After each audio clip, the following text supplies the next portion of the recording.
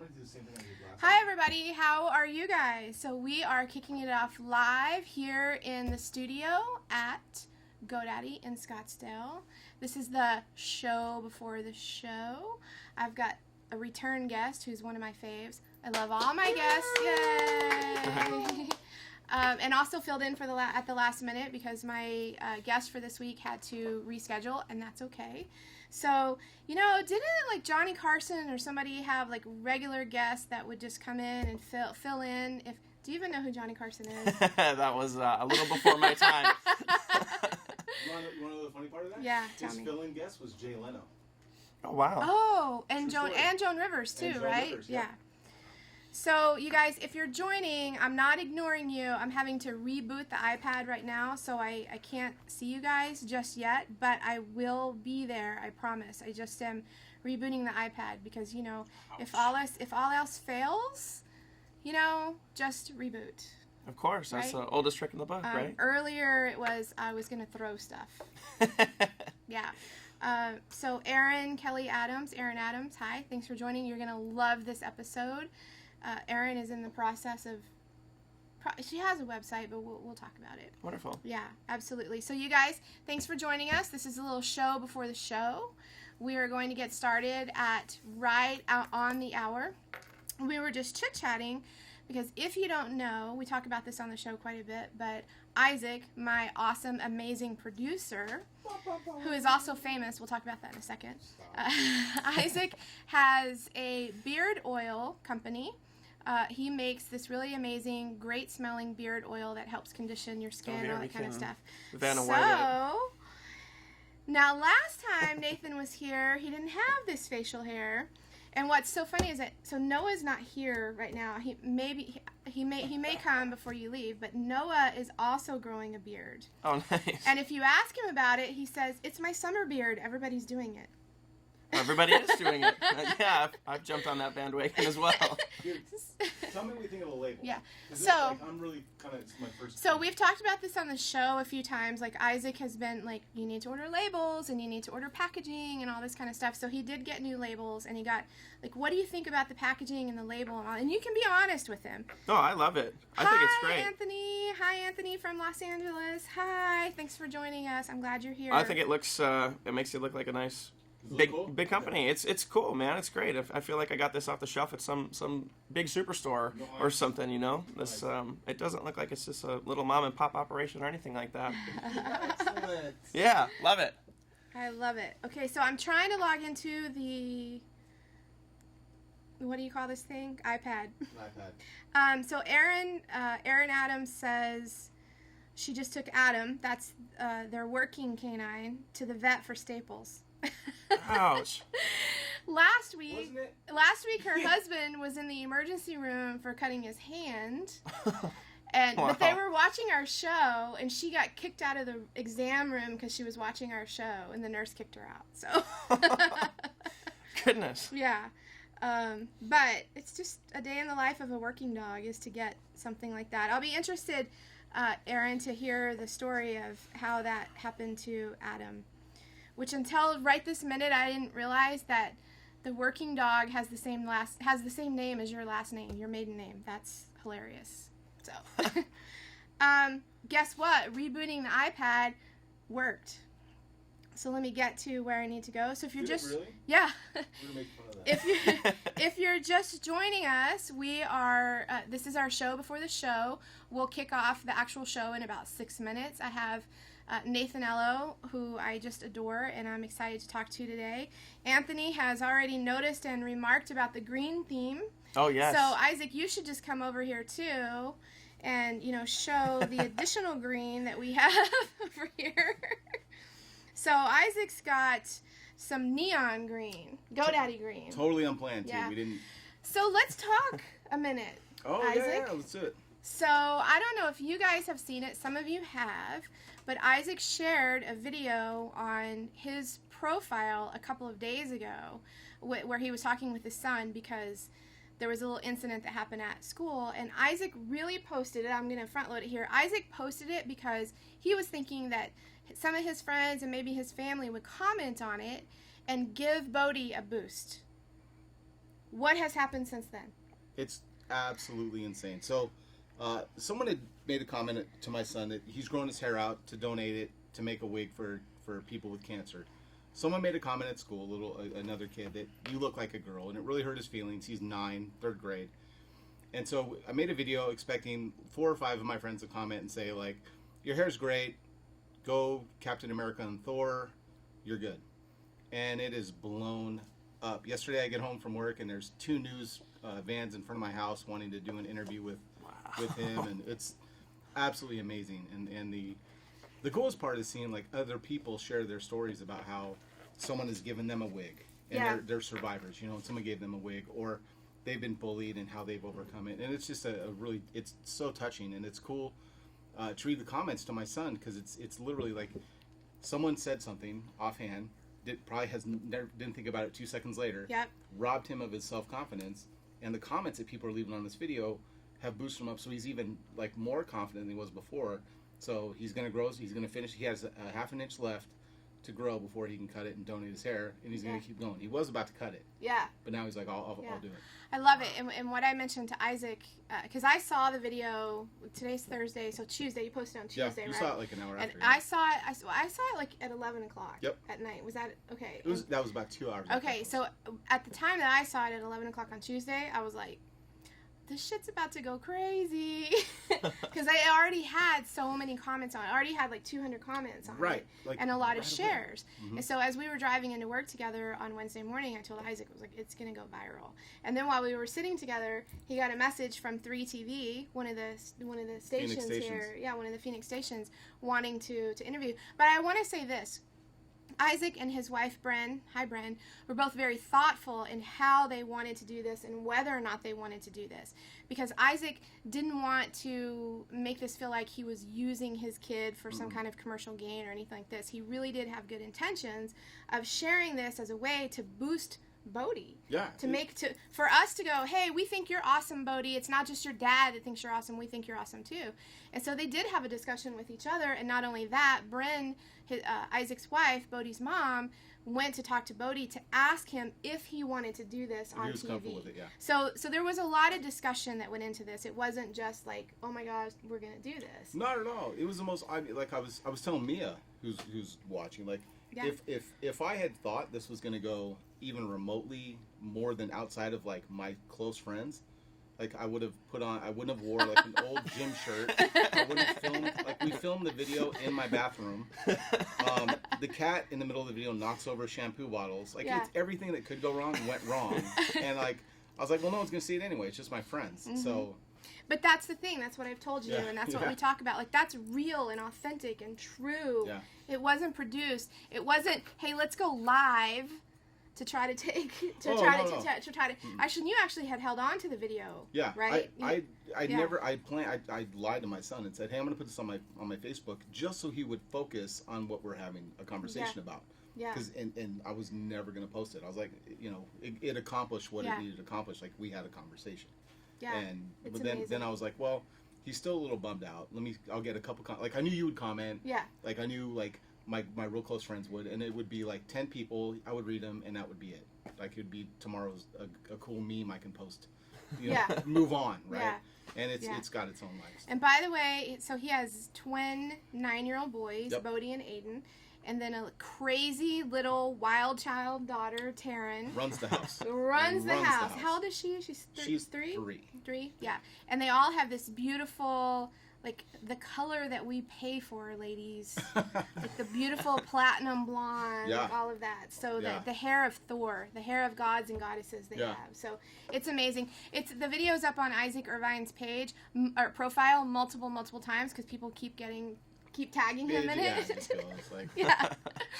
So it's awesome. It's cool. Go watch it after the show, because we're getting ready to start in 45 seconds. Okay, and we've got some really fantastic content today. We're gonna break it down. Hi, Smith. Smith, I hope you got your customer service situation worked out last week. Thanks for sending me the message, and I hope I was able to direct you in the right place. Mia Voss says she loves her some Isaac Irvine and Bodhi and the rest of the family. We love her back. I will get to see Mia very soon. I'm jealous. Tomorrow, Saturday, so one of these days. All right, you guys, we're getting ready to kick off in just a few seconds. Got Nate here. You're going to have to pull that. You remember, you got to pull the timer. It disappeared over here. Oh, it did? Yeah. Oh, okay. Perfect. Well, we're live. Yeah. I was watching my producer. I wasn't paying enough attention. So, hi guys. You know you need to have a website, but do you know what a successful website looks like? And I'm not talking about colors and all that kind of stuff. And do you know how to differentiate between how a website should look and how it should function? Those are some things that we're going to talk about today on the show with this guy, Nathan Ello. Hi. So I'm Heather Dobson, and I'm driven to help you lose your job and lose your job and find your joy. Man, this is my second show since I've been back from vacation, and I still am I'm still not in it 100%. In vacation like, mode a am little I bit still still? vacation mode? And leaving tomorrow for work trip. So I'm dedicated to helping you lose your job and find your joy. I can't believe I messed it up. I'm totally embarrassed by that. In addition to being crazy passionate about helping small businesses, I work here at GoDaddy as a community builder. I want to develop meaningful relationships. That's part of the reason why I get to go to South by Southwest this weekend, to go foster those relationships that were built last year, like with Mia Voss and Brian Kramer and Courtney Kramer and some other people, but then also to build some new relationships and bring more people into the GoDaddy ecosystem as well. This is Beyond the Domain. It's a weekly live show dedicated to providing you with the best tools, resources, and information to help you achieve success however you define it. Remember, this show is for you. I bring on awesome guests that I think are going to help you based on questions that I get asked in my everyday life or questions that get asked during the show, all of those kinds of things. This show is proudly brought to you by GoDaddy. We're here in the GoDaddy studio, the Beyond the Domain studio in Scottsdale, Arizona, where it's about 85 degrees. Well, it will be today. So for those of you who are still in cold climates, sorry. This week, I'm excited to bring back Nathan Ello. Nathan is our official first repeat guest. So he was on a few shows ago, talked about a different topic, and I'm excited to have him back today. I couldn't wait to bring him back this time to talk about websites. He knows a few things about websites. So, Nathan, you just came back from a trip, too. Yeah, goodness. Yeah, I've been traveling just as much as you, I think. I just came back from Vegas, spent 4 days out there, so that was a lot of fun. That was a pleasure trip, not a business trip. Yep. So it was a really nice time to just relax and unwind and spend some quality time with my fiance Jen. Yeah. Nice. Wait, fiance. Yes, big news since the last time. Oh my God! So, yeah, Thank you. Congratulations! Yeah. Congratulations! Yeah. So we, before this Vegas trip, we went on a trip over Valentine's Day. We made a little road trip up to Minnesota, where I'm from, and stopped at some mountains along the way. We went snowboarding in Utah and Colorado. Yes, I saw the ski suits, you guys. The ski suits were like top notch. Yeah, so we had these funny onesie ski suits that Jen found online, and they're all white, but they have rainbows all over them. So we made friends with probably everyone on the mountain that day. It was really fun. Yeah. But yeah, at the top of Telluride Mountain on Valentine's Day, I proposed to Jen, and it was absolutely magical, just on top of the world. Yeah. And obviously she said yes. Yeah, and, yay! Yeah, so I'm really, really excited about that. Okay, that's awesome. Well, best wishes to you. Thank That's you. fantastic. I didn't realize that. You're also not the type to just shout that from the mountaintops on social also. So, and that's one of the things. Yeah, we kept it pretty private there. Yeah, Didn't I love really it. any Well, posts about that, but here we are. Not anymore. So, congratulations. Let's talk a little bit about some of your background. We may have some new viewers who haven't watched your other episode. If you haven't watched the previous episode, it was episode 7 with Nathan, where we talked about moving from being a full-time employee to being a full-time freelancer. And there's some really, really great content included in there. So talk a little bit about your transition from your first business and then how you started building websites and all of that. Sure. Yeah, that started, maybe 11 years ago now or something, kind of the tail end of high school. So I was building a skateboarding brand. I was a big skateboarder, punk kid with the long hair too. And yeah, so that was called Ello skateboards. That's kind of where this Ello came from. And I was selling my boards in different shops, and I wanted to build a website to showcase these products that I was developing. So that's when I first learned how to start building websites, and these were garbage websites back then, using Dreamweaver and Flash. Yeah. And, they were not good. But if we fast forward, 10, 11 years now, here we are today. Yeah. And so after I built that first website for myself, obviously then I was like, well, hey, can I build one for my uncle, or can I build one for my dad? And then eventually you're like, well, who can I build one for on Craigslist? And after some time goes by, then you get a job working for an agency, building websites in-house somewhere. Yeah. And so this has kind of been the path that I've taken. And then about a year and a half, 2 years ago, I made the transition to full-time freelancing. So now I'm pretty much doing the same thing, just from home instead of someone from else's home desk. or from wherever, and really getting to pick and choose the projects that you work on. Yes, like choosing who your clients are. That's the best part. Yeah, exactly. In the previous episode, we talked about some really cool things like red flags about clients you may not want to take on because of some things that little red flags that you see that are given some warnings about. This might not be the best client. So that's really good stuff. So today, what I want to talk about is really very specifically about websites. So especially at GoDaddy, we serve the small business community. So freelancers, entrepreneurs, small businesses. But there's a whole group of people out there that are more nascent in their ideas. So they're not even online yet. Did you know that there are people who don't have websites? That's just amazing I to know. me these days. Wow, it's 2017 and you don't have a website. It is to me too, but we forget because we live in this world and we're constantly guiding and coaching and consulting people that have websites for a variety of things. Even if you don't have a business, I mean, there are websites for like soccer moms that are managing the soccer teams and all of that kind of stuff. So as I've come across and more and more people who say, I just bought my first domain name, or I'm thinking about building a website. I'm like, oh my gosh, like we need to address this. We need to talk about Absolutely. this. And I want to start at the very beginning. Let's talk about buying a domain name, okay? And we're going to break it down really simple. So a domain name is what comes after the www, okay? So www.nathanello.com. .com is the most common domain name, top-level domain. There's also .org, which is primarily nonprofits. There's .edu, which are for schools. And then there's a whole batch of new there's hundreds of these things. top-level domains that you can choose from. So let's talk a little bit about choosing a domain, okay? Because we want to make it easy for people to find, right? Absolutely. Yeah, so how do I decide what my domain name is going to be? Sure. So I've got a couple tips for you there. The first thing I would recommend is to avoid excessively long domain names, right? So we want to be as short and sweet as possible. Mm-hmm. So let's say, for example, maybe you have a restaurant, right? You just popped up your new restaurant. It's Heather's Great Restaurant, whatever. Heather's Tacos. There you go, Heather's Tacos. And they serve just delicious, delicious food. Well, we wouldn't want to purchase heathersdeliciousrestaurant.com, right? This is just incredibly long, Mm-hmm. and that gives a lot of opportunity for the person trying to come and visit your site to misspell your domain name and not find the delicious tacos that they were looking for in the first place. And even a word like restaurant. Restaurant is a difficult word for people to spell. It's it's a weird word. Isaac is pointing to himself over there. It's a difficult word. Yeah. So keep it short.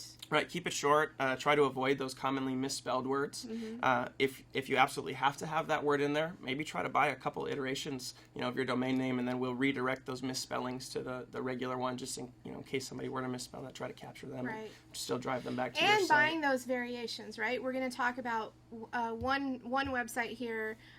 Hometown Canine, because we have a viewer question that came in ahead of the show, which I love when that happens.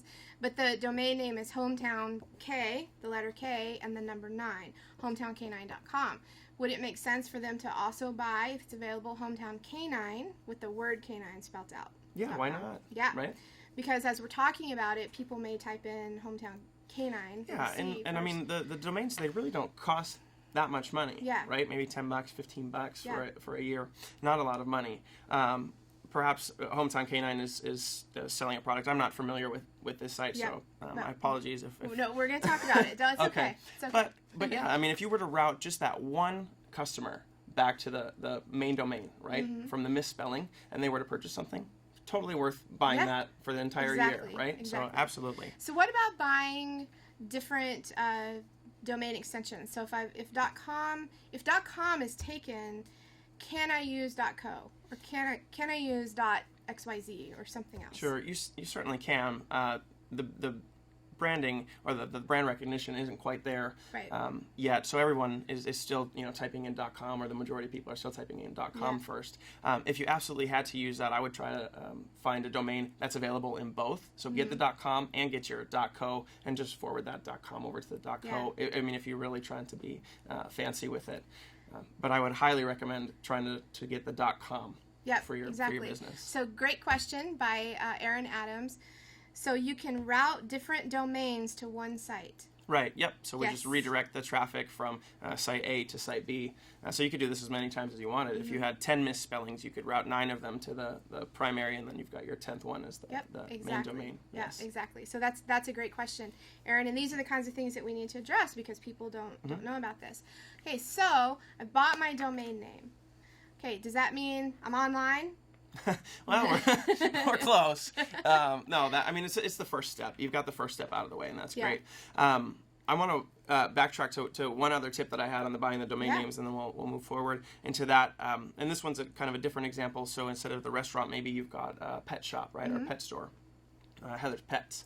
And we want to get, Heather's petshop.com. Well, now we've got pets that ends with an S and then shop that starts with an S, and that can get a little confusing. Yes. So that users think, oh, is it pet shop, pets shop, right? So again, we buy those different domain names, slightly different spellings. This one's not a misspelled word. It's just a different word altogether, right? Yeah. Without the pluralization. Yeah, the pluralization. Yeah, that's a really great tip because I see that, and sometimes, and we've seen that too. Like if we type in the domain name and we don't get it exactly right because it has the possessive and the plural in there, it takes us somewhere we're like, this isn't what I was looking for. Yeah, not what I was looking for.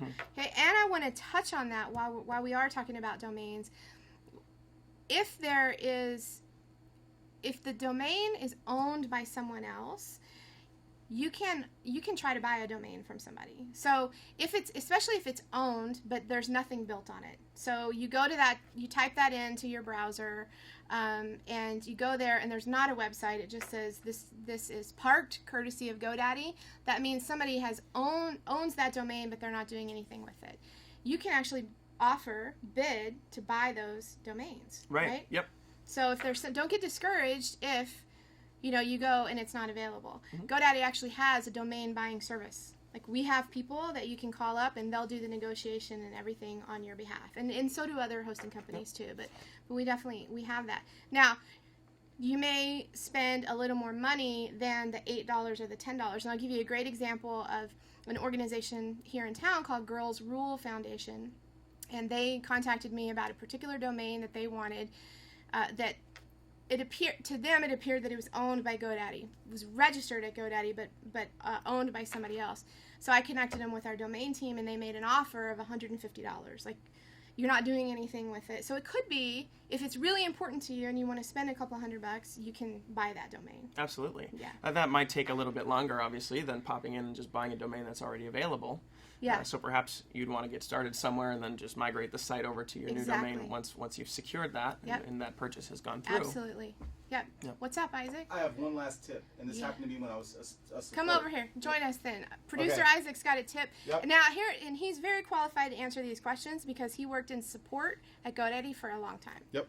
And so I had a customer call in, and I forget his name, but we'll say Jeff because it ended in 2 F's. And so he bought like Jeff Arts, which is perfect. That's the name of his. You can see where this goes. Yeah. So when he bought it, it was perfect because it matched what his business was. But when you truncate a domain name without a space, Jeff Arts turned into Jeff Farts. Yeah. Yeah. And so it's funny, but to him it's like, oh my God, what did I do? So always look at that domain name, the way it looks, and ask someone who doesn't know you, what does it say? Yeah. because it can be something completely I worked on a project like that once, and it was a website called Dude Shopping. But again, truncated, it looks like dudes hopping. Like, yeah. a little funny. Oh man, I might want to check out. Dudes But it's a Hopping. really cool website. Yeah. They've got the coolest stuff for dudes and even not dudes. Yeah. Really cool stuff. Dudes on there. and not dudes. That's awesome. I love it. Really fantastic tips. Okay, and these are the kinds of things that we just need to share with people to help them before they spend money on a domain name and then they go, oh. Yeah, right? Whoops. Yeah, whoops. Okay, awesome. So now I've got my domain name. It looks great. It's spelled right. And maybe I've got all the different variations of misspellings or .co and .com and all of that. Okay, so let's talk a little bit about hosting. Yep. And what hosting means. Yep, that's step 2. So just because you've purchased this, the domain name, excuse me, it doesn't mean that you're ready to quite launch that website, right? So we need somewhere to store all of our files that are going to be served to the end user when they request our domain name, right? So that's where your website lives. So Right. that's the hosting is where your website lives. So somewhere that we're going to store all of this code that when that end user types in natesawesomewebsite.com, it's actually going to pull something up for them, right? So we need to find a hosting provider. Now, there's hundreds of them out there, all different prices, all different services that these guys provide. But as you know, a 101 or entry-level website owner, I would recommend finding a managed hosting provider. So you're not going to have to make any changes to your own servers. You're not going to have to update anything. That's all going to be done for you. So if you were going to Google some sort of hosting provider, search for a managed hosting provider. Managed hosting. And so, of course, you know GoDaddy, or you should know GoDaddy offers that. But there are lots of managed hosting providers out there. So that's really, it's a very, very important component. So let's talk, Molly, I want to address your question really quick. We'll touch on SSLs. Actually, I'm going to write myself a little note so that we'll touch on SSLs, but we're not going to dive deep into SSLs today. And if you don't know what SSL means, that's okay. We're going to talk about it. So, all right, so I've got my hosting, I've got my domain name, I've got my hosting, and now I want to build a website. Let's talk about the difference between a website builder and building a website on a platform like WordPress. Sure. So then I'm going to back up just a hair here. So we've purchased our domain name, we've purchased our hosting. We need to marry the two, right? And so how we do that is by pointing our DNS over to our hosting provider. And this might get a little technical for a first timer, and if that's the case, I would encourage you to just reach out to a developer and get some help here, or I'm sure a couple Google searches you can figure out how to do this. You can reach out to this guy. Okay, you can go to nathanello.com/hire. If you have questions, you have challenges, you can reach out to him for sure. Yeah, happy to help along the way. So here's an important thing for you to know. You can buy your domain, the domain name, in one place, and you can get hosting somewhere else. And so what Nathan is talking about is then, okay, if I bought my domain name over here and I have hosting over here, we need to point that domain name over to this hosting. So that's what he's talking about when he's talking about the DNS servers. Like, let's make sure that we have that all set up the right way. Yep. So perhaps we bought our domain name with GoDaddy, and we want to host our WordPress website with somebody like WP Engine. Well, we can obviously route them then over there, so the website is loading from the WP Engine servers. Before we talk about building websites, I skipped over something that I think is really important, and this is email.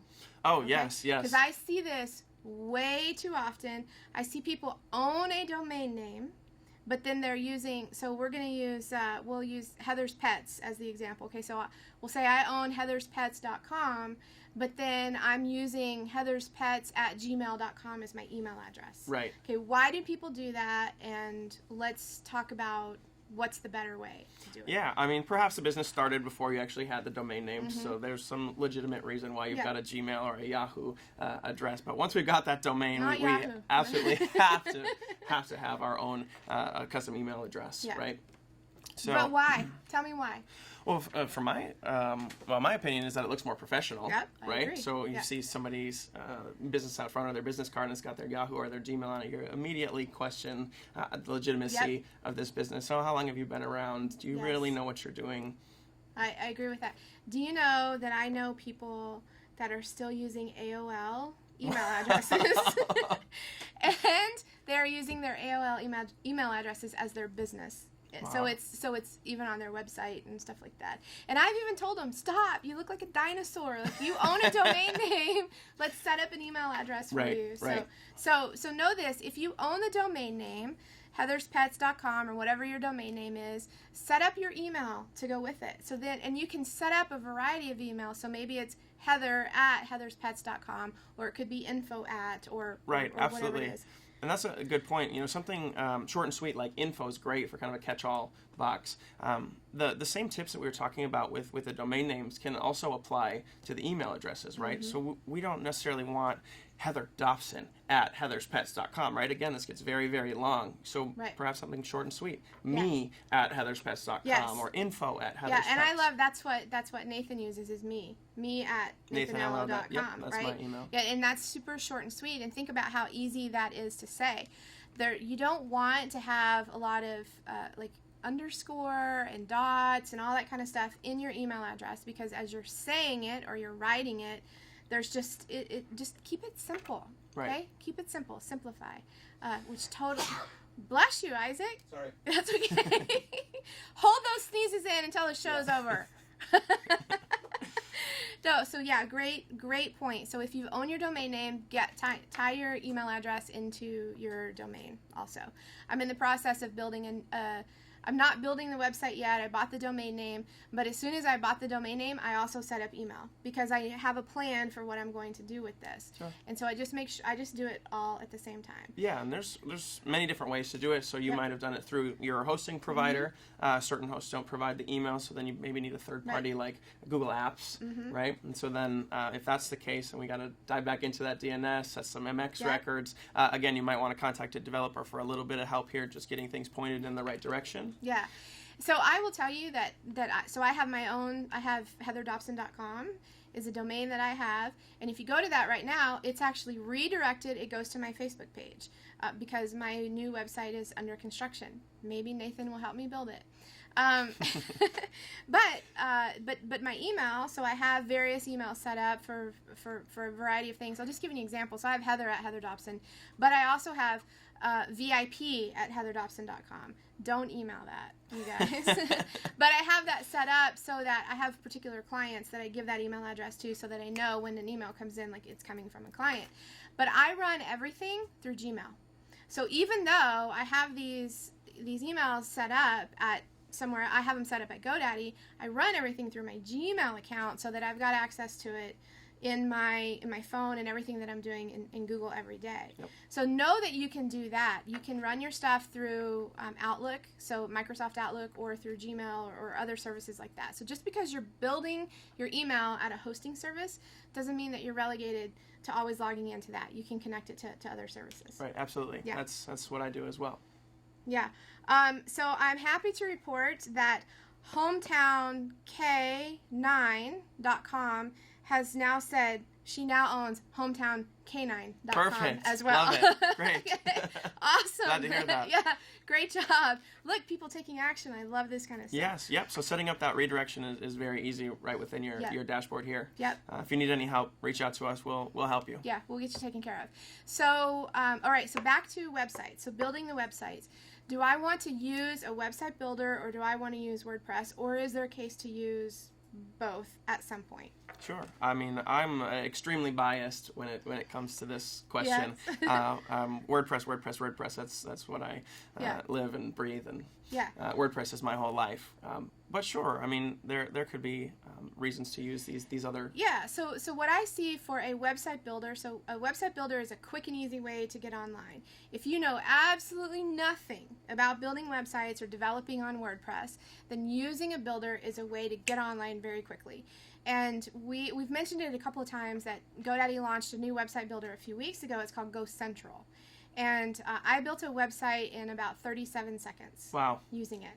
And it's just really cool because you can log in. It's got some templates in there. It serves up content for you. It's just really quick stuff. So if you want to get online today and get something up there, because maybe you need to sell some products because you pitched a product, you don't have a website, but you need to get something up quickly. You can certainly do that through a website builder like GoCentral. Yes. And there are lots of them to choose from. Right, especially if you don't have a technical background, these tools can be very convenient, right, to help you get your website up. Maybe right. there's a very thin budget here. You've got to do this one yourself, from your basement for phase one. Yeah. Well, hey, you can do that. Yeah, and there's nothing wrong with that. What I want is for you to get online and get out there and get exploring. And if that means using a website builder to get out there, perfect. Right. Do it. So there might be some limitations. It might not be 100% exactly what you were looking for, but hey, you got it to 95, 99, and maybe you even did get it to right. 100. And it's totally doable for people that don't have technical skills. I have a friend who said, I think I want to start a blog. I think I want to start a website, because she didn't have one at all. But she has a hobby that she now wants to share with other people, to empower other people and say, if I can do this kind of stuff, you can too. And so I set her up with a domain name. Her name was available as a domain name. You guys, if you don't own your name as a domain name, make that your purchase today. I don't care where you buy it, buy your name. And if you have kids, buy their names Absolutely. as domain names also. Okay, I think it's a really important thing. I'm fortunate that I have kind of a unique last name, the spelling of my last name. Not everybody's going to be that fortunate, but I'm telling you, if your name is available, go buy your name. Absolutely. Yeah. But so she built a quick website using GoCentral with very limited technology skills, with computer technology skills, and she sent it to me, and it was amazing. I was like, this looks fantastic. So a website builder can be great. WordPress is a fantastic platform that the platform is free, right? Absolutely. Yeah. Yes. And so then I can learn how to use WordPress myself, or I can find a web developer who specializes in WordPress and help me build a website. Right. Right? So let's dive into something that's really important about how a website functions, and that is what's called responsive. Building a responsive website. So if you haven't heard this term, this is really important for you to understand.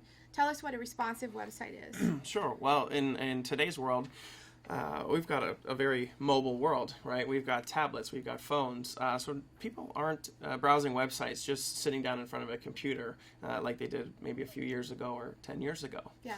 And so now our websites need to adapt to the viewport or to the screen size that the user's on, right? So if I'm on a phone, I can't show the website in the same layout as I could on a desktop. The screen real estate just isn't the same. Mm-hmm. So we need to develop a website that's smart enough to detect, hey, this user's visiting from a phone, and now we need to rearrange some pieces a little bit to make this website make as much sense as possible on this smaller device. Yeah, absolutely.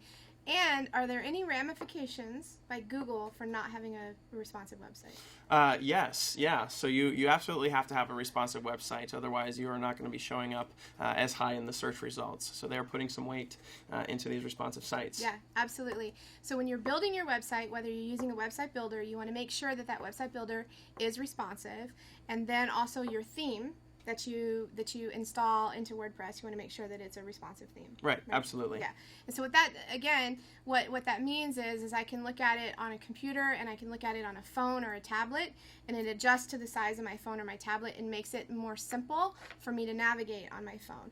When you're building a website, you need to think about mobile first. Mobile first. More people own mobile devices in the world than they own computers.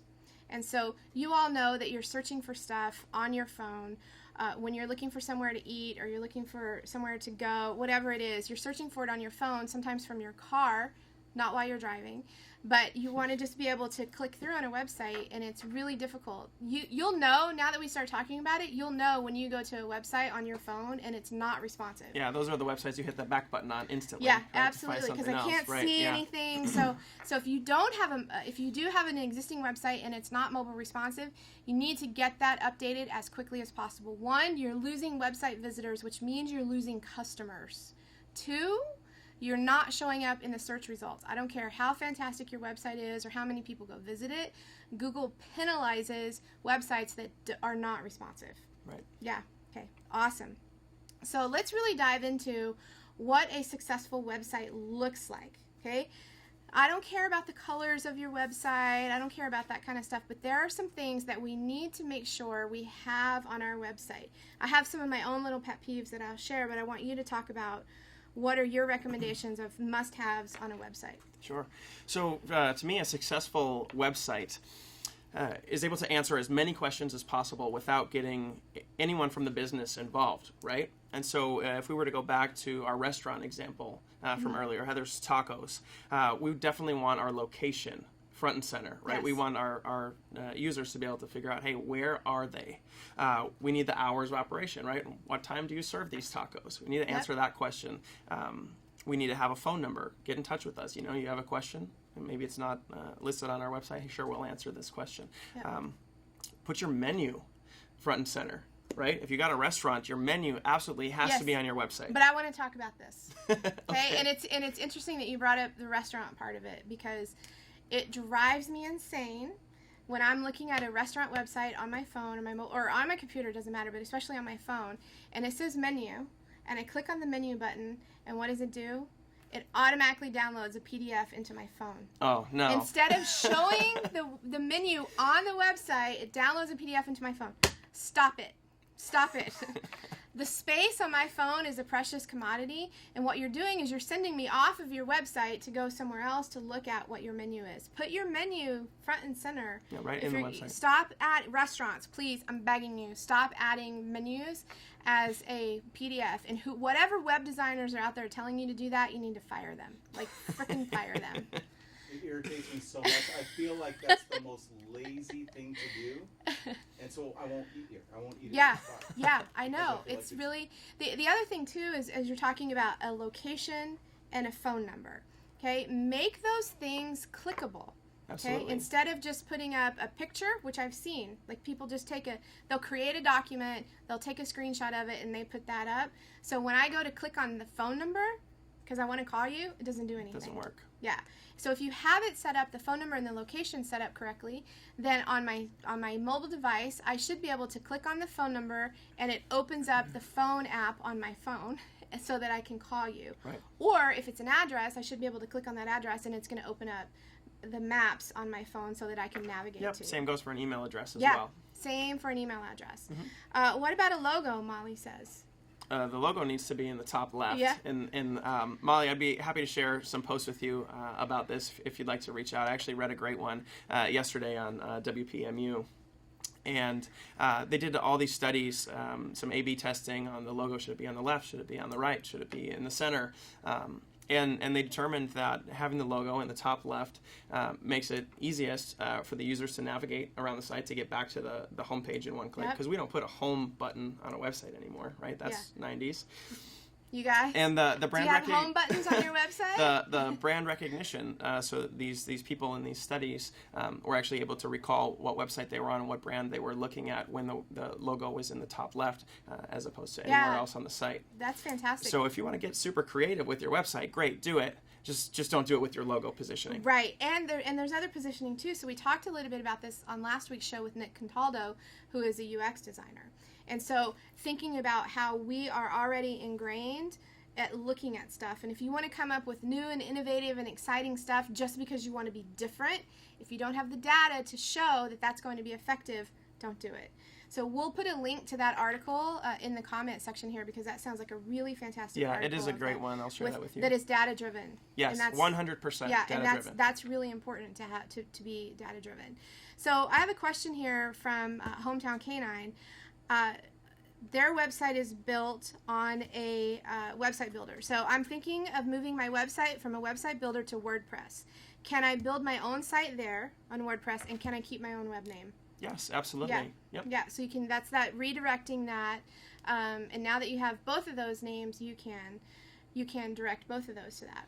Right. So what can a person do if you've, like we talked about earlier, that okay, we've done quick and dirty, we've got up on the website or on the internet using a website builder, but now I've decided, okay, I want to invest the time and maybe the money that it takes to build a website on WordPress. Mm-hmm. So how do I start building something over here on WordPress, but I'm in business? Sure. Okay? Yeah, so we have to leave that primary website up.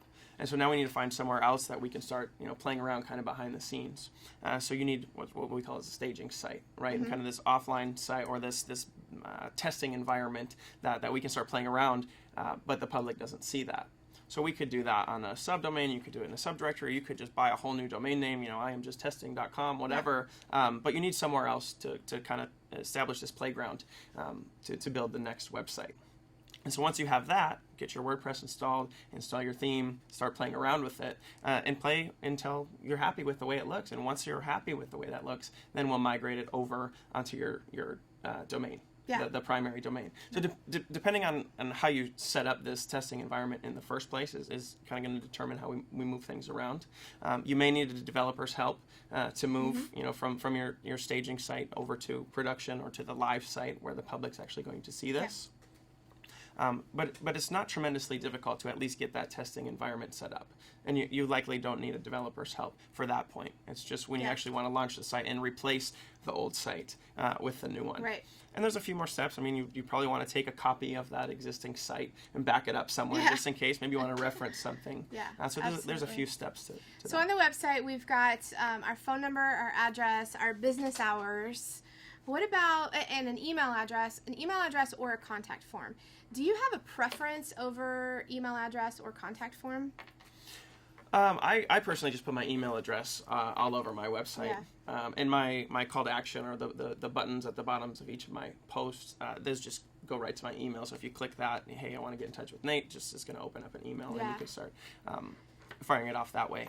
Yeah. Sorry, my computer is going crazy over here. So we're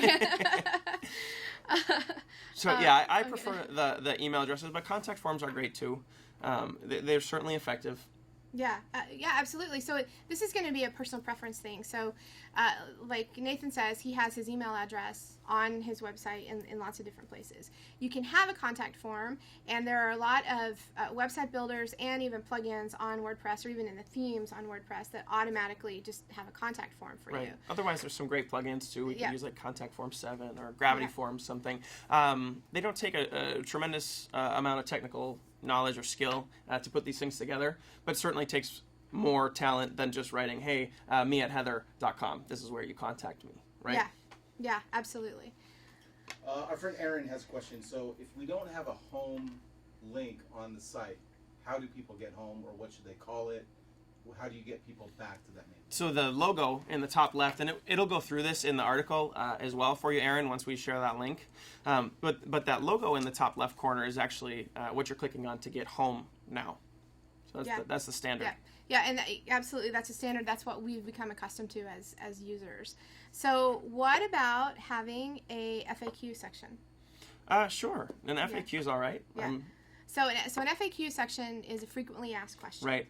And one of the things that I've seen, especially if you're selling products, like you're selling certain types of products, like let's say you're selling dog collars, okay? Sure. And repeatedly people are asking you, well, how do I measure my dog's neck, okay? So you could have an FAQ section that automatically tells them, here's how you measure, or you could, even better, you could have a video showing how to do that. So you can actually go through questions that people have asked you, customer questions, and build your FAQ there. Yeah, and that's a great area of your website to implement some personality. Yes. Right? And so this doesn't have to just be a cut and dry, boring FAQ section where we've just got a mile of text that no one really wants to read. Right? And we can be funny, we can add the videos, we can do different things, add some images, and really have some fun with that page. Absolutely. So speaking of images, let's talk about photos on our website. Yes. More photos or more text? A healthy balance. I don't know. I mean, you can't get overly text heavy. Think about it. I mean, when you visit a website, how much are you really going to read? Yeah. As little as possible to get that answer. So I'm a big fan of using images to help tell the story as well. You certainly want to have some images on your page. It cannot just be a wall of text. When someone gets to your page and it is a wall of text, they want to leave. Yeah, they click out. Right? It's just, this is overwhelming. I don't even know where to start. And especially if you think about on a mobile device, how much smaller it is and how much more difficult it is for people to read large amounts of text. So, fantastic. We talked about the PDF downloads. Like, just stop, okay? Unless it's something truly, like, just the menu, the PDF menus are the ones that are, like, the biggest thing to me. But I've also seen maps. Like, okay, directions, and I click on it, and it downloads a PDF. Like, that's not helping me at all. Yes. So think about your end user. We talked about this last week in the user experience discussion. Think about your user and have other people look at your website. I want to go back to the contact form from that UX perspective. Yeah. And as a user, there's nothing more frustrating for me than when I come to your website and I fill out your contact form, hit that submit button, and the form just clears out. I didn't get that was successful. Yes. I didn't get an email that said, hey, we received it. We'll get back to you in 24 hours or something like that. I have no confirmation. I have no idea, did they get my email or not? So what am I going to do? Probably go contact the competitor next and see if they'll respond to me as well. So give me some sort of feedback that just says, hey, that was successful. Or it wasn't. Yeah, right? That's a great point. Fantastic point. So I want to answer a question here from Tyler. And Tyler has he just bought the domain. Now, Tyler did something really cool. He actually started on Instagram. Okay, oh, wow. So he's a firearms instructor. He's also a police officer up in Utah. His brand is called Squared Away Shooters. So you could go to squaredawayshooters.com, but there's nothing there yet because he just bought the domain. Sure. He started on Instagram, which I think is a great idea. It's a viable thing to start and kind of test out. Like it's a low barrier to entry. It's low cost. It's zero, right? You can start seeing if people are resonating with your content. So he started on Instagram, did a few videos and images and stuff there, and then he recently purchased his domain name. And he said, this is what I want to talk about just quickly.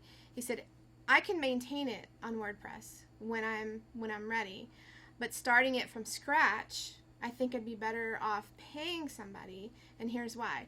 Because time is money. Sure. Time is money. So he's a smart guy. He knows a lot of stuff, but he could spend a whole lot of time trying to figure WordPress out, or he could have somebody, a developer, build it for him, right? Right. So with, I guess, anything in life, there's a learning curve, right? And perhaps the learning curve to WordPress is steeper than other things. I guess it depends on your technical it's different background. for everybody. But yeah, I mean, I would agree with you, Tyler. If you do have some sort of a budget to put towards that, then I would highly recommend engaging an expert or professional, maybe even in a small capacity, just to help you get started, right? Yeah. And you can tell them up front, hey, look, I need some help getting this started. I intend to maintain this moving forward. What's the best way that we can do this together, and so you can get some training. There are some builders built into certain WordPress themes where there are plugins that you can get to kind of have that Microsoft Word dashboard, right, to make some of these changes, so you don't need to write any code to change that color or make some of these fancy layouts, right? And so perhaps that'd be a great option for you, Tyler, is to find a theme that uses one of these builders, or maybe even not, and just get a great theme and get the builder separately, and let that developer know, hey, I fully intend to manage this, or as much as possible on my own, and could you help me set this up with this builder so that I'm able to do that? Right, and so that is an important point about your finding the right person, finding the web developer, web designer for you, is making sure that you are open and transparent about that. Hey, I need help building it, but I want to manage it on the back end. And the best developers will want to teach you anyway. And when you're saying that to them, I don't ever want your website to be held hostage. And to be honest with you, you should always, 100% of the time, have full access to your website without having to rely on the developer or something else. Right, okay? Absolutely. I do not want your website ever to be held hostage. And so make sure that you have access to your website, and ask that developer to help you learn if that's, and there are developers that don't want to do that, and that's okay. But there are other developers out there who want to build the website for you, and then maybe you put them on a monthly retainer so that if you do have questions and maintenance type stuff, but knowing that you're going to upload your own content. You're going to write your own blog post and upload that. Yep. You're going to upload your videos and all those kinds of things. And so that's the things that I would like to help train my clients, or Tyler, maybe I can help you learn some of these things. Yeah. But I'm not passionate about data entry, so I'd rather be able to create some tools for you that you can create or replicate to build 100 different pages out for these different firearms that you're selling, or whatever it is that you're working on. Absolutely. What's up, Isaac? I have a question. So if because it can be intimidating to reach out to a developer you don't know, as a developer, what should you know from a potential client? What should I include in that first contact to you? Like Tyler, what should he say to you to get that ball rolling? What Sure. do you need? Yeah, I mean, the more information, the better, right? So, hey, here's my business. Here's the domain name that I've purchased. How far along are you? Do you have hosting set up? Do you have the email set up? Some of these things that we've already talked about today. So, from the very beginning, how far along have you come in this journey? Where do I fit in as the developer? Where do I come in to start helping you? Yeah. Tell me your story. Then tell us your goals and your objectives with this thing, right? So instead of just coming in and saying, hey, I need a new website, well, that doesn't give me much information. Now I have to start asking a bunch of questions. So if you can come in and say, hey, this is what my website's going to be about, or it's going to be an e-commerce site, or I'm not selling anything, I just need help creating a blog, right? Give us as much information as possible. And that really helps. I'm much more inclined to respond to a client that gives me more information than less. Yeah. And if you don't know your passwords to your stuff, don't even bother. Okay? Don't even bother. Yes, definitely send your passwords. That's a big one, though. Actually, you get a lot of clients come in and they say, "Oh, try this." And anytime that a password is prefaced with "try," I know it's not going to work. So please, why don't you just try that? Yeah. So know your passwords. Yeah, know your password. Have access to your domains and your hosting and your websites and all of that kind of stuff. It's important.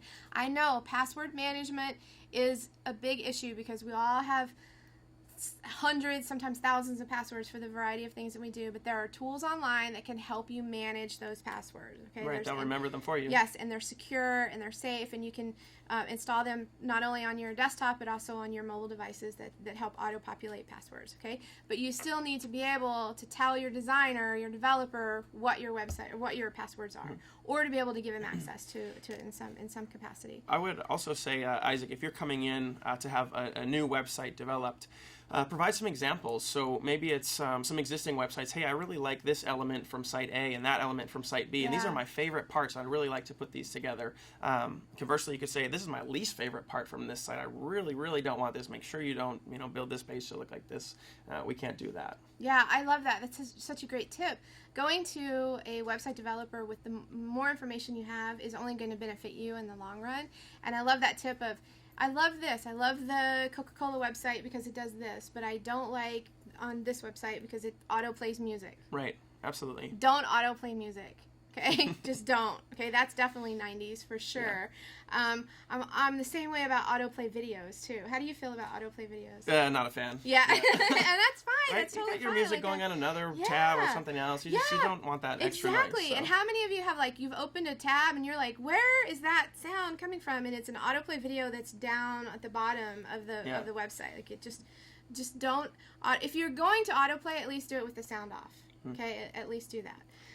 I want to go back to the sending the examples, right? So if you don't do this, you're kind of coming to that designer or the developer and saying, hey, pull a rabbit out of your hat for me, right? Yeah. And it's very difficult to do that first try, right? Yeah. So my vision of something that looks really great might not be aligned with yours, and now I've delivered something that I think is wonderful, and you're not happy with it, and now we get kind of into this endless revision cycle, and it's just not fun. Yeah. So the more examples you can provide in explanations of why you like things, the better. Yeah, I love it.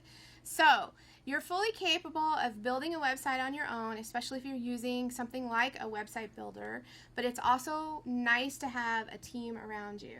So if you want to spend a whole lot of time learning how to install WordPress, install a theme, and then build a website on WordPress, you can do that. But if that's not your thing, then you want to interview different web developers, okay? And we happen to know a really great one here. You can find out, you can have conversations with him or get more help at nathanello.com/help. He's got a really awesome page on there that breaks it down. These are the things that I need, or I'm not sure what I need. Right, yeah. And we can just hop on for a consultation as well. Yeah. And I'd recommend that to anyone that's just getting started. Yeah. Get in touch with a designer, a developer, and just talk to him for an hour. Personally, I'll do that for $59. Yeah. Yeah. It's pretty affordable. Yeah, it's definitely worth it. And when you're learning these little things, because he's got tidbits, little pieces of knowledge that is more difficult for you to find. So use your time wisely. Okay, that's what I'm going to say about that.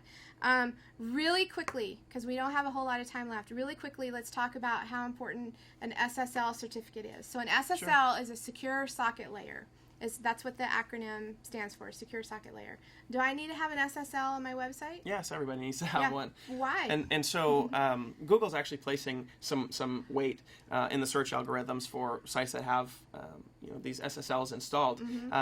If you don't know what an SSL does, if maybe you pop open a browser and you go to a website and you'll see HTTP, right, in the colon / before mysite.com. Well, HTTP, that's not secure. HTTPS is secure, right? And so that's identifying, they have the SSL installed. This site is safe to browse, safe to share, sensitive data. They're doing things right. Right, exactly. So you always want to look at that when you're going to a website. Does it say HTTP, which means it's unsecure? It's HTTPS, it's a secure website, and it is our recommendation that you have an SSL, you have a secure website on everything that you're doing. So if you're using Chrome, we've got a computer popped up here. I can see we're on Chrome, and there's a little icon to the left that says secure. So we got this green padlock icon, and so we know, hey, this is a really secure website. This website is safe. You'll see that on sites that are not secure. You might see a little yellow warning that there's mixed content. So some of the site is secure, some of it's not secure, or a red X. I think it's a red X. That's absolutely not. This one needs get me out of here. It's not secure. Get me out of here. Absolutely. And if you have a website and you do have an SSL installed, but you're seeing that yellow icon, the mixed content warning, reach out to a developer. We can certainly help you get all of these calls going out over HTTPS instead of some of them on the HTTP, and make sure that you've got that green padlock icon too.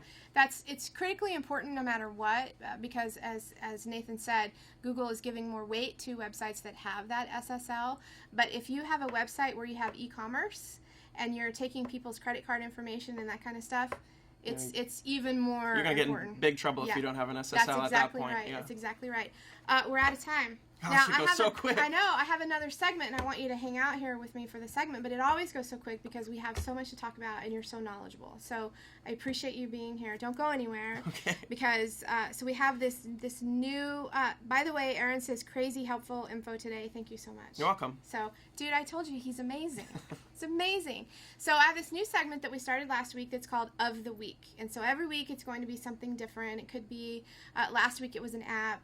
Could be the rain cloud of the week. Whatever it is, whatever I come across, it's something of the week. So this week I have something really special. It's our Entrepreneur of the Week. Wonderful. Because, I kind of have a thing for entrepreneurs and helping people grow and find their JOY. Okay? Right. So today's Entrepreneur of the Week is a very special one. Her name is Marley Grace, and she's 10 years old. Wow. Yes. So if Marley Grace, a 10-year-old, can start her business and do some other things that I'm going to talk about, you can do the same thing. So what Marley Grace does is she has a little business called Living My Intent. And she makes handmade bracelets, okay? This is a really cool bracelet with a washer on it where she has hand-stamped a word. The purpose is one word. Like, what is your word? And so my word is simplify. So nice. So we said that a few times. So Marley actually makes these bracelets, hand stamps them, ships them, so packages them all up, takes them. Well, somebody drives her to the post office because she's only 10. But she makes these with love and intent. Like, I love that. That's not only a part of their branding, that this is a real thing. So she's 10 years old. They launched a little over a month ago, I think it was, and I saw it. I know her dad. That's how I got involved in all this. I know her dad, Derek Solomon, works at a company that I used to work at too, and I was like, this is such a great idea because this is instilling some entrepreneurial spirit in whoever wants to do this, but in Marley. She's 10 years old and doing this and is really passionate about it. So she's got an Instagram channel. So Instagram.com/livingmyintent is her Instagram channel, and you can see some of her progress. But here's what's super special about this. Isaac, will you put that back up, please? Okay, awesome. Thank you so much. Here's what's really special about this is that $1 of every bracelet she sells, she donates to Feed My Starving Children. Wow. Okay? So she launched a little over a month ago, and last week she was able to take an $80 check to Feed My Starving Children. Good for her. Yeah. Wow. Isn't that amazing? 10 years She's old. 10 years Seriously. old. She's an entrepreneur and a philanthropist. And I want to tell you that to us, $80 may not seem like a whole lot, but I will tell you that $80 will feed a child for a year. For 1 year. Wow. So Marley Grace, my hat's off to you. You are our entrepreneur and our philanthropist of the week this week.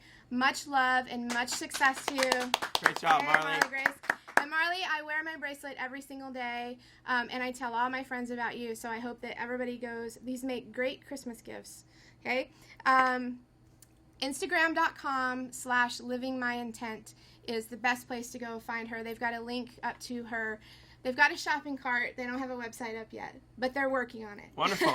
But you can go by and you can customize the color of the string and the word and all of that kind of stuff. Oh, cool. So you got to pick yeah. your own word on that. Yeah, I pick my own word. You pick your own word. Some people, I saw a guy the other day, and it's actually interesting. I was at dinner a few weeks ago with some people who were in from out of town, like a business dinner, and I was sitting across the table, and the guy said to me, "Is that a My Intent bracelet?" And I said, "It sure is." Yeah. Wow. Yeah, so he recognized it. So good on you, Marley. Like we really appreciate you, and we wish you nothing but success. Wow. Man, when I was 10, I could hardly stick with a lemonade stand for one day, and she's building a business. She's building a business and giving back to the community. Wow. Like, yeah. So that's our Entrepreneur of the Week, Marley Grace at Living My Intent. Much love and success to you, Marley. So, yeah, it goes so fast every week, doesn't it? Sure does. You know, it's like it flies by here. So we've been testing some stuff in the background also last week and this week as well. Isaac has been furiously moving back and forth between the iPad to look for questions and comments and his computer working on something, and then our production box too to walk around, to move around all of these parts. So we're going to reveal it in a few weeks. So it's going to be about 3 weeks before we reveal what we've been working on. It's some super secret stuff in the background. But it's going to help you be able to find our shows easier after the shows have been produced. And it's going to show you how easy it is to build a website also on your own. I am going to be in London next week. I am going to do my absolute best to do a show from London next week. Wow. Okay, so I'm not going to be able to take Isaac with me, sadly. So I won't have my producer and I won't have my in-studio equipment, but I'm going to work really hard to do a show on the ground in London. If I am successful in it, in getting it all coordinated when I get there, I will we'll post it on the GoDaddy Facebook page. And I already have a guest lined up. It's just Nice. it's just the technical aspect of it that I'm a little afraid of right now. But with the help of Live Streaming Pros, I know I have the right equipment and all that kind of stuff. We'll see what happens. 2 weeks from today, I'll be at Veteran Conference in San Francisco, and we will definitely 100% go live from VetCon in Redwood City. Beyond the Domain will be taken over by Beyond the Uniform. So this is, yay! Cool. I'm super excited about producing that or doing that show. Again, Isaac won't be with me. It'll be guerrilla style. It won't be here in the studio, but we're going to do some cool stuff. So in 3 weeks, I'll be back here in the studio with our live shows, and we will introduce what we've been working on in the background. So thank you all for joining. Remember, this show is for you guys. Let us know if this was helpful for you. Share this with your friends. Give us some loves and some laughter and some likes down there at the bottom. It helps increase the visibility for the show.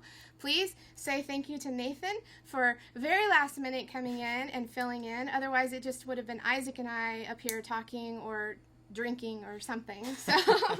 So thank you so much, Nathan. I always appreciate yes. time. I learn stuff from you every single time. Well, thanks for having me. Every single time we are together. You will be speaking at... Yeah, WordCamp San Diego here at the end of the month. I believe it's on the 26th. I speak on a Sunday. Yeah, it's a Saturday afternoon. and Sunday. Yeah, so if anyone's tuning in from Southern California, please come hang out. Let's link up in San Diego. Yeah, and talk more about your websites or maybe about WordPress. Yeah. I'll be presenting kind of about what we talked about last time with making that transition into full-time freelancing. So again, finding your JOY. Yep. Yeah. I love it. Nathan is also a regular contributor to our blog, The Garage. So GoDaddy.com/garage, and you can search Nathan Ello, and all his awesome articles will come up. That's how I start researching for shows, is on our blog, and what is getting a lot of interest, or what's getting a lot of views. And so Nathan's got some really great articles over there too that cover some of the stuff we talked about today. So thank you for joining us today. Thank you, Isaac, for being here in studio and working like mad. I appreciate it. Thank you all for watching. I appreciate your comments and your feedback, and for you taking time out of your day, whether you're watching this live or you're watching this at home at 2 a.m. in your pajamas. I want you to know that I appreciate this. And when I say I do this for you, I really do mean that I do it for you. And the guests that I bring on know that I do it for you. I'm Heather Dobson. I am your Sherpa on the journey to life-fulfilling ventures. See you guys later. Bye. Bye.